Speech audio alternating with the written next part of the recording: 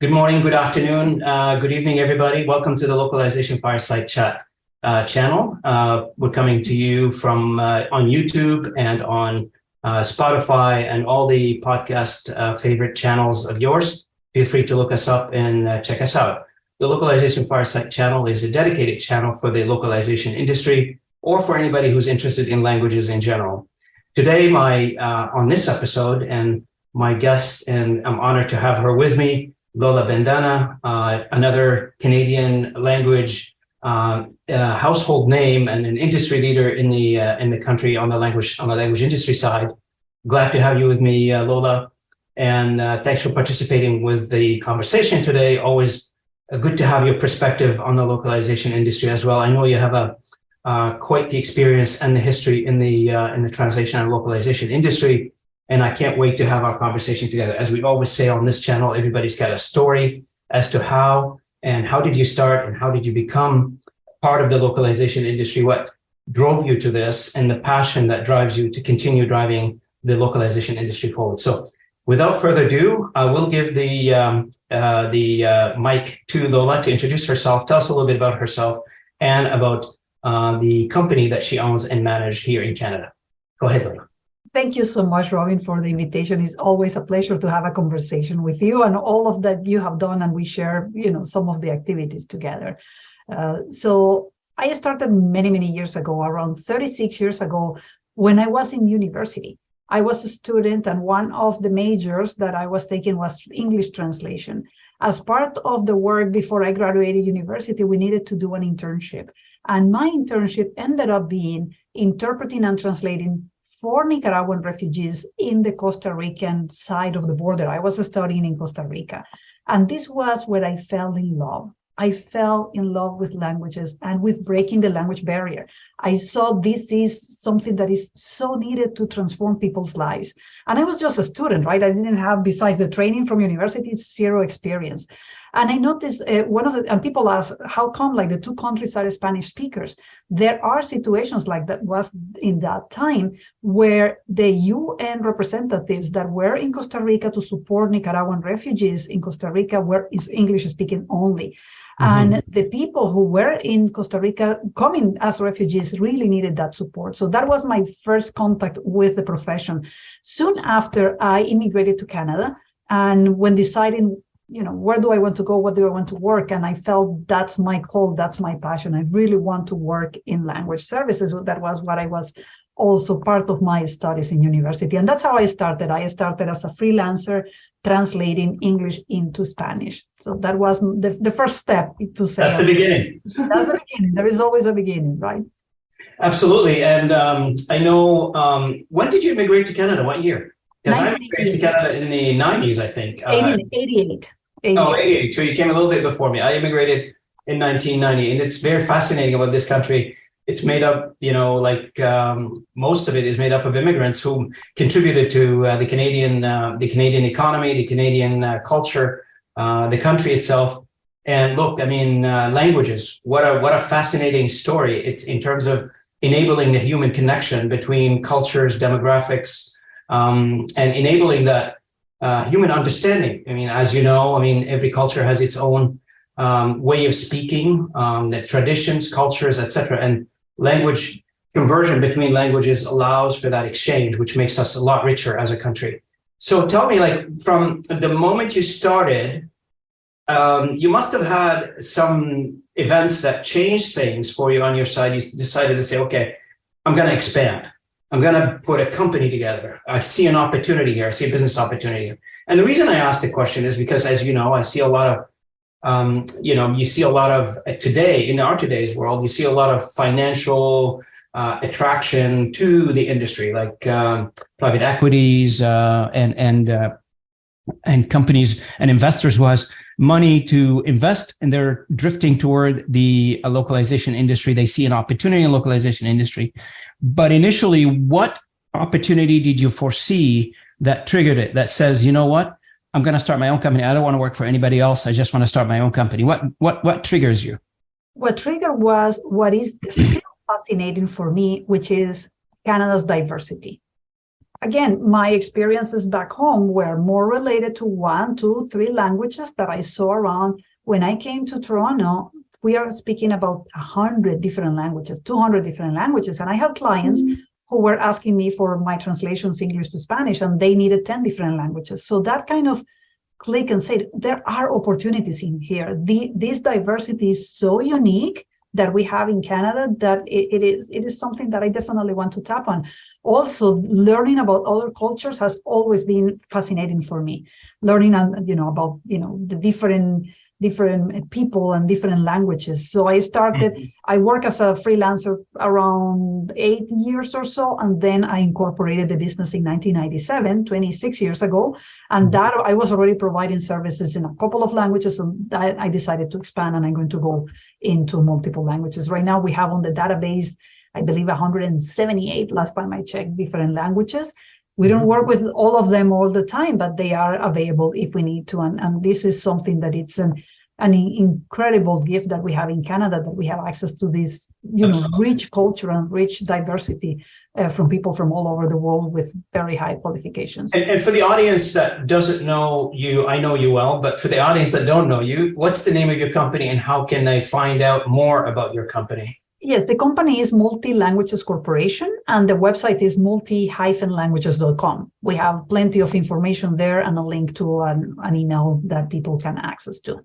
Switching gears a little bit, I know you have a family and you live nearby the Toronto area. The biggest question I have is the family involved in the business? Is this like sort of a family business or just your business and you take care of it? Yes, I started the business, and right now my older son works with me full-time. He is VP of Innovation. Also, my husband is the one who developed the database for me to work on. He's a software developer. He's not fully involved in the business, but he supports the tech piece. So it has always been a family business. And when the other kids were little, they always were helping in one way or the other. So absolutely, I would say it's a family business. Excellent. And you know what? We always talk in every business.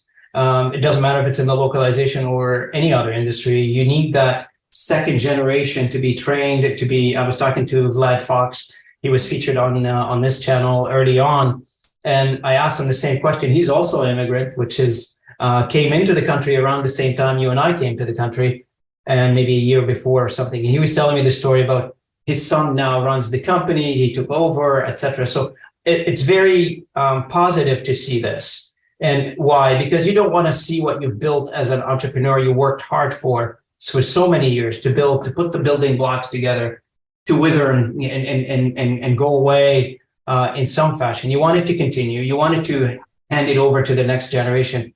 And you and I worked together on the Canadian Languages Association. And one of the things that we always talk about is industry sustainability. And the industry sustainability is part of that, meaning that who is going to take over this industry after this generation retires, or this generation decide to do something completely different, not necessarily retire, which is a big deal. I mean, as you know, it's an aging population, it's an aging languages. It's not different than any other industry. We deal with that. People retire, people move on, but one of the things is in the language industry because it's harder to build. People think it's easy, and I know you can attest to that. People, it's easy, you think you want to build any business. I don't know, you want to open a convenience store, you want to buy a supermarket, you want to buy, a manufacturing environment. You just go buy the manufacturing environment, you adapt the process a little bit, and off you go. In the translation business, there is no, as you can agree, there is no standard process for each customer. You try as much as you can, but every customer's got a different requirements, every text is different, etc. So it's harder to build a unified business, a unique business around the many demands and requirements per customer, per request, etc. So when you took the time to build and to, put a company together and to last as long as, because business is full of risk. When the company lasts 26, 27 years, this is a testament to how successful that you build the business together. Because, risk could take a business away at any time. But if you manage it accordingly, or you manage it in a way that preventing, we've all been through the crisis, right? 2008, etc. So we've all seen it.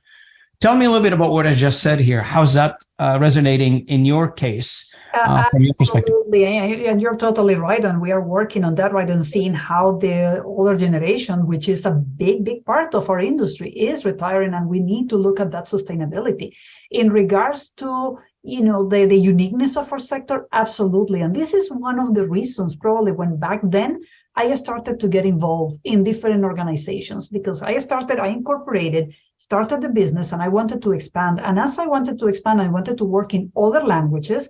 It was different for me. Working on Spanish, I can attest to the quality, right? But what if I'm working in Tamil or Chinese or Italian? I thought, what is out there that I can use as a platform? And there was nothing. There were no standards. And that's why I started getting involved. Like, know like the different associations that we have worked with, in creating those standards and figure it out. What is out there? Like, what kind of training? What are the systems in place to guarantee quality, to see what are the processes, who are the translators and the interpreters, or professionals that need to work in our sector to establish all of those. So definitely that was my first curiosity. How do I set up this business in a way that I can guarantee the quality to my clients? Because that always came to mind first, right? I want to take care of my clients, and I want to make sure that they have the quality that they are expecting from me. So it has been a very interesting journey, and absolutely, if you have been in business, 20 something years, the ups and downs. Absolutely. We have gone through it all, right? No, I mean, one of the things we always talk about in the language industry is that up and down. And you mentioned you hit and how does weather the, even on a micro level, like even on a customer level or a project level, volume goes up, volume goes down, but you have to be able to adapt to the highs and lows. And similar to on the macro side, as a company, you have to adapt to, many customers, less customers, many employees, less employees, and have those just-in-time processes to adapt to all this moving environment. And on the ability to work not just in the company that you work with, and you and I talked a little bit before the call a little bit on this one, to be able to be passionate enough to work on the company, you have to be curious. And you mentioned the word curious earlier, which is really cool, because curiosity drives innovation, it drives discovery, it drives better ways of doing things. And part of that curiosity, at least on my side, is to be involved with other things outside of the job that I'm doing to allow me to expand my mind a little bit. And a lot, in some cases, depends on what I'm involved in. So I know you're involved in many other aspects other than managing your own company. Can you tell me a little bit about that? Absolutely. I've been involved in many different nonprofit organizations in the board of directors. Probably the first 2 years, I was a little bit lost when I was starting the business, trying to figure it out, like, how do I do this, right? That was one of my questions.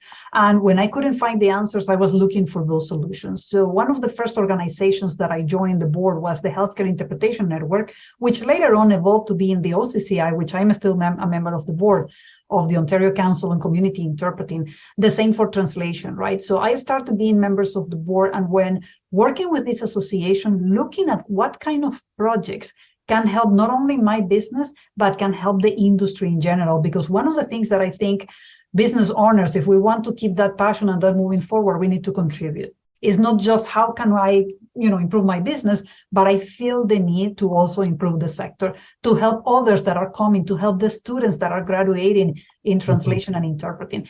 So one of the big examples for me, because it has been a breakthrough in my business life, it's the creation of standards. This is something that for some people, the standards could be boring. For me, are fascinating. And I was the lead, created the national standards for interpreting services for community interpreting back in 2007. And that was kind of the first stepping stone. At that time, the ISO interpreting standard didn't even exist.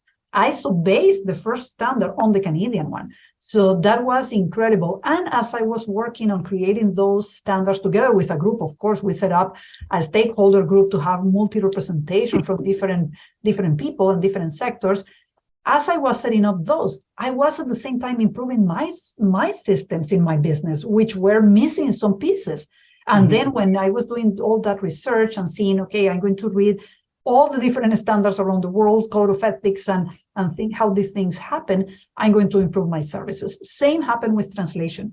When we created the very first CGSB in 2008, there were so many things many of us were just starting to discover and starting to apply to our own business. It says, well, I'm missing this piece here. I'm changing this requirement. Maybe these translators I'm working on are not the best option for my clients. I'm going to change that. I'm going to change the process, the requirements. And it has been a journey of discovery. And every time that we revise it right now, as you know, we are in another stage of revising the CGSB. This is the third time that we are revising. And it's a huge learning experience. I am a learner. I need to constantly be learning and also constantly be associating or being very, stick to the mission, right? If you want to keep that mission of providing the quality service, I feel that I need to be active and I need to be learning. So it really has been, a journey. Other associations, for example, I was the president of IMIA. I was on that board for 6 years, which is the International Medical Interpreters Association. And it was a phenomenal experience. I got to meet, this is another big thing, meeting the colleagues such as you and other colleagues in the sector who are incredible human beings. It has been a gift. Absolutely. Work with so many colleagues in these different organizations. It's something that really lifts you up. It keeps me going. It keeps, that, emotion of I really, looking forward to work on this project or that project, and also keeps the business moving forward, right? Like, so that's something that has really helped. And you bring a very good point, is that connectivity. I mean, there's a lot of initiatives being launched. They launched already globally in terms of localization, like Loc Lunch, the various conferences, the various associations, global associations. The industry is not that big of an industry globally. It's close to $60 billion, which is in the general grand scheme of things, it's a tiny industry when it compares to other industries. There are 19,000 translation companies around the world, or localization companies around the world. But then you need that connectivity. You need to create association. You need to bring those people together with common thoughts, common worries, common challenges to solve, common problems to sit down and discuss and try to figure it out. And what I like about our industry, what I like about the localization industry, is that everybody is willing to lend a hand. Everybody is willing to give you their opinion. Sometimes the opinion probably doesn't work for your situation, but at least they're not hiding anything. They're not, telling you what you need to hear. They're telling you, this is how I dealt with this specific situation. And if maybe it works for you, maybe it doesn't work for you, but at least you gain knowledge with those conversations. And I also found that, even though our businesses and our jobs keeps us running almost 24/7, you sometimes, somehow, you still find a way, and you're the champion of that, find a way to find time for associations, for being involved, for giving back. And I don't know, how do we do that? How do you do that? Sometimes running a business, have a family, have an association, multiple associations. Where do you find the time? How do you do time management? Well, time allocation. I have a time budget for different things, right? And I believe that is prioritization.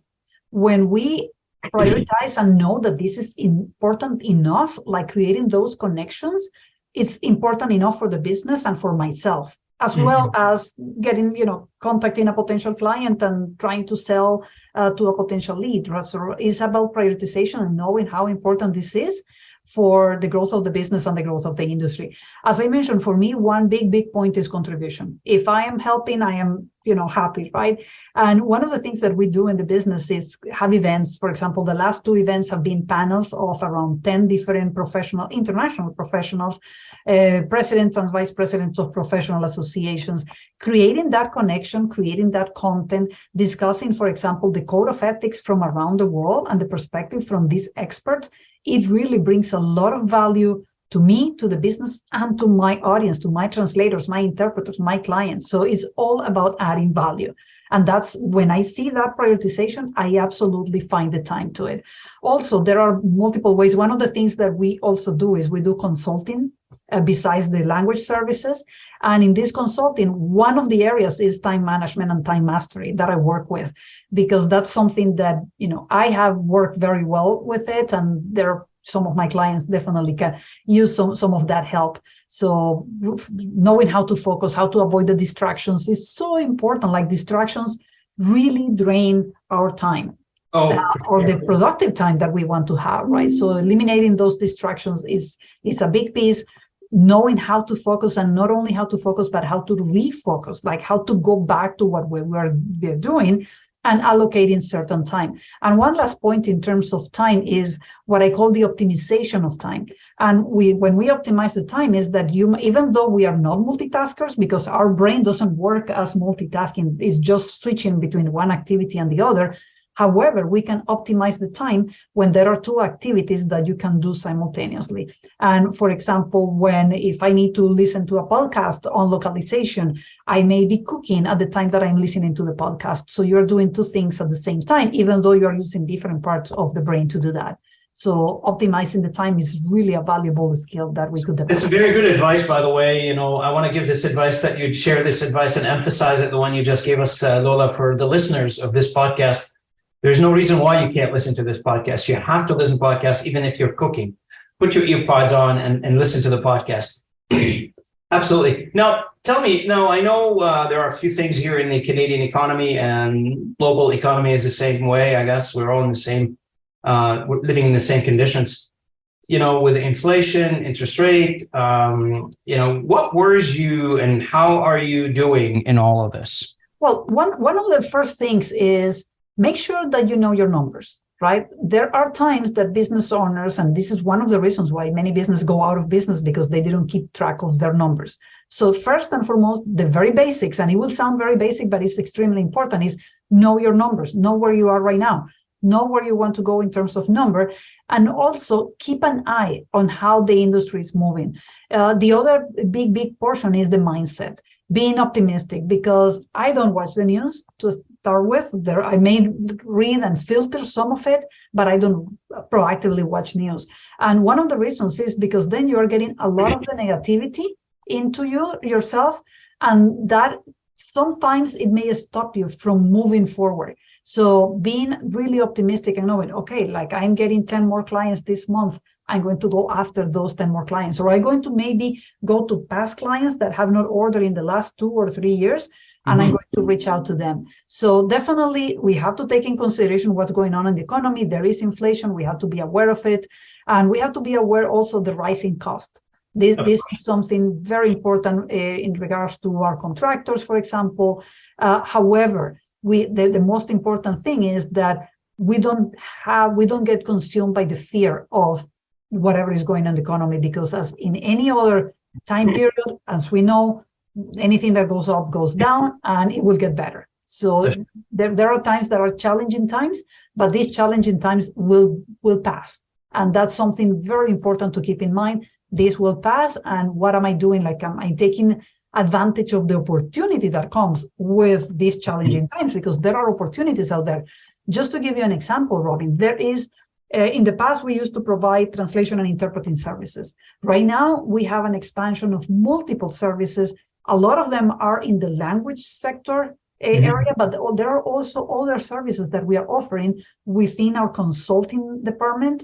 For example, facilitation of workshops. So look at what is that the client needs right now and take advantage of those opportunities. So that's one way that we can, basically be flexible and try to come up with other services that the customer may require that you normally wouldn't have thought about offering. Is that what you're saying? During the recession, and one of the examples that many years ago, when I started doing consulting, I had a hospital who was one of my clients. I have many hospitals who are clients, and they were having a challenge with the booking of assignments, sending repeated double documentation for translations and double booking interpreters and all of that. By having a conversation with the manager, what we found is that they really needed some support with admin portion, with administration, with organization of records of data, time mastery. And then we start doing lunch and learns with the whole staff team that work on that department. And we had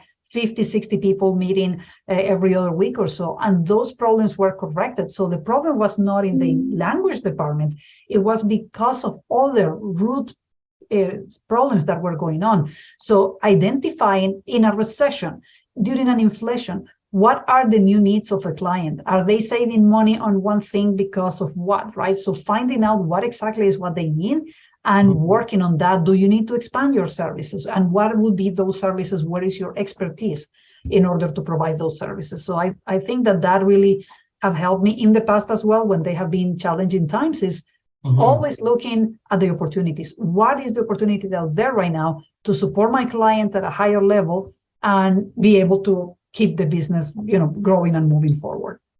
I mean, we started the conversation talking about innovation, and innovation comes in a variety of ways, not just on the tech side, which is also important, but also on the creativity side when it comes to how do you serve your customers and what do you offer to your customers. The needs out there, and because we're in a service environment, the needs out there are changing every day.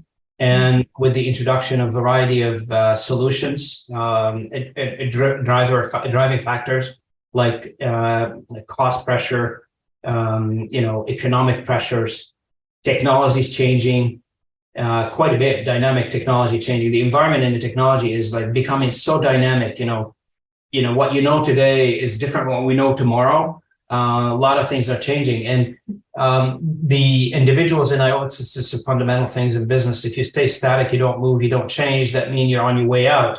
And if you adapt, you learn, as you mentioned earlier, be curious, offer more services, add technology, not necessarily because you want to add technology. If the customer doesn't need technology, why would you add it?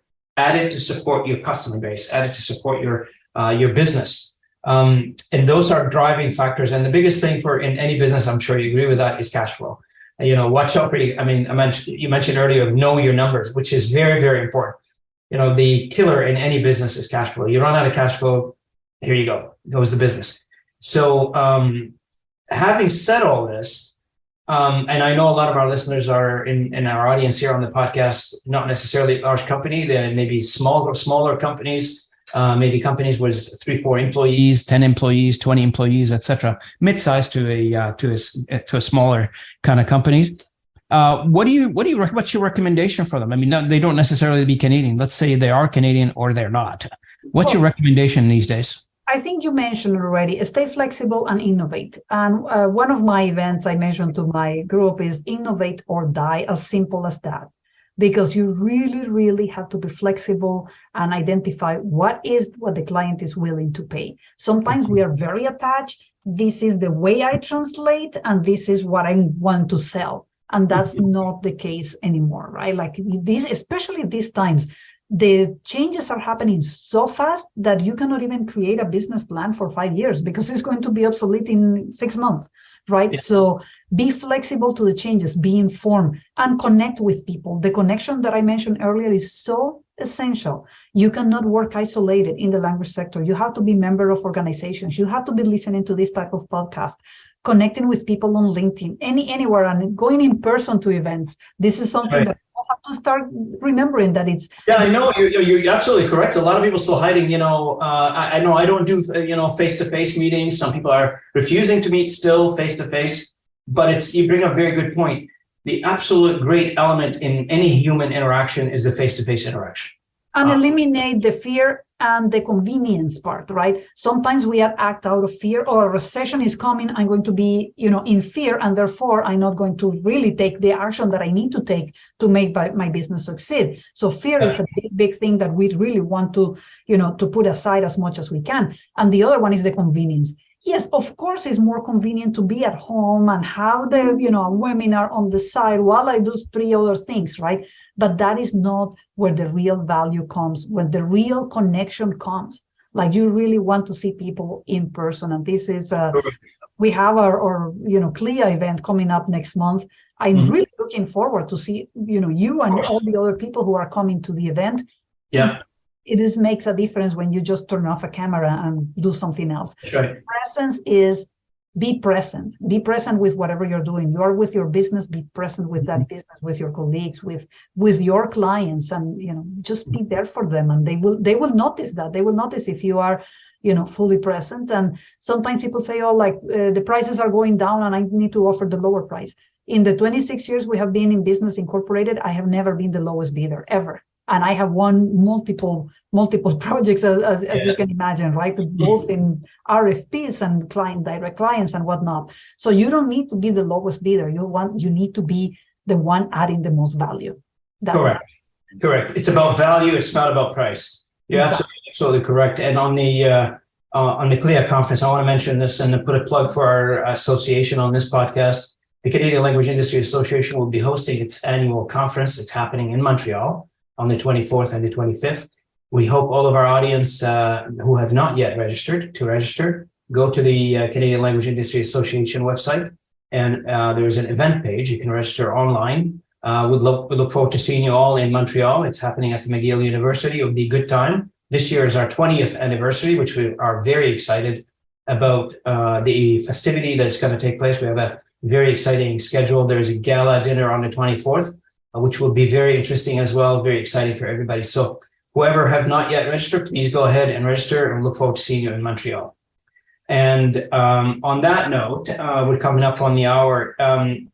Any last words on your side, Lola? I want to thank you first. And any last words on your side? Any final thoughts, comments? Yeah, well, first of all, thank you for inviting me. And then to all your audience here, just have faith in our industry. We have a very bright future ahead of us and a lot of tools that we could use to make this even better. So we have a lot of opportunities coming up for us, and let's take advantage of it and let's keep the connection going.